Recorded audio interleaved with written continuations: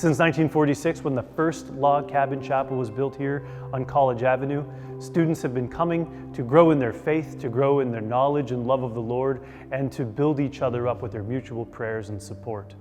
The building that we're in now was constructed in 1969, and for the last several decades has continued to allow the Newman Center to do what it does best, to support our students and to give them a home away from home. What I want to do in this video is to invite you to listen to the stories of our students, alumni, and members of the community as they tell you what the Newman Center has meant for them and what they hope it will mean in the future. The Newman Center here at the University of Maine is really the flagship of all ministry that we do in the state for college-aged Catholics. We're able to do so much more for students here than we are in other parts of our diocese. A lot of that's because we have a facility, and obviously there's work to try and improve, but there's been a presence here on campus, a place where Catholics can come and can gather, can pray, can study, can just build community together. That does not exist really on any other campus. Coming to the Newman Center, I've just always felt the presence of God here, and I've felt the love of Jesus from the people who spend time here and work here and volunteer and serve at this place and are a part of this community. The place I found the most welcome, the most at home, and felt the love of Jesus the most has been the Newman Center. It always helps if you have people you know they care about you, they want the best for you, and you can come and feel comfortable and at home in that place. And it can have a big impact on your life. If you have some place to come and practice your faith and you know it's there, I just think it can help you grow. God, we thank you for this time together. Thank you for bringing us here together in faith. I think that there is some important work that's being done on a spiritual level, where people are helping one another to grow, to better understand Jesus. And they come here in humility. Most of the young men and women that I have seen, I'm just struck. I think that they are beautiful souls. I think that it's a feeling of what God's kingdom can be. College is one of the most temptatious periods in a person's life, and if you don't have a solid community that's rooted in the Bible, then it's easy to fall into that temptation. And if you want to grow in your faith and you're committed to the Lord, then the best thing you can do is find a community like the one here. You're doing very well today. You did a great talk. Good job, Joe, talking.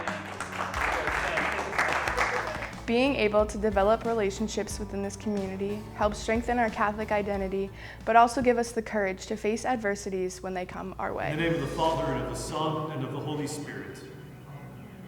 The Lord be with you. Every Sunday morning, we begin with a community mass, followed by a student mass in the evening. After the student mass, we have men's and women's group, which is then followed by night prayer. On Tuesdays, we have adoration and benediction, which is followed by a daily mass. On Wednesdays, we have a community supper that is free for all college students. And throughout the week, there's lots of opportunities for holy hour and confession. We also have Mass on campus in the Memorial Union for every holy day, as well as special masses such as Mass on the Mountain throughout the year.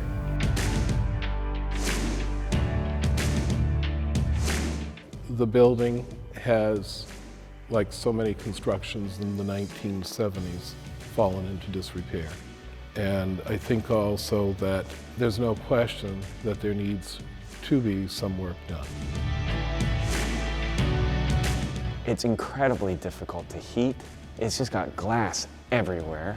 It's incredibly difficult to maintain because the roofs are not, it's just not designed for Maine. So just on a very practical level, the building doesn't work very well. But then also in terms of the liturgy itself, the sacristy space is really distant from the sanctuary. The Blessed Sacrament Chapel is really inadequate for the number of students who are coming to pray with the Blessed Sacrament. I'm super excited about the plans that are in place because I think with Father Kyle looking at it, Father Bill Labby before, I think there's been a real progression towards something that will really meet the needs of students as we move forward. I'm asking you to join us as a participant as a donor, as a prayer partner, and as a member of our community to help support our future here at the Newman Center. Our capital campaign, Rebuild His Church, is a $3.5 million capital campaign that will bring about a complete renovation of the space that you see. It will involve a clearly demarked chapel, as well as a large social hall. It will involve several lounges and spaces for personal prayer and study.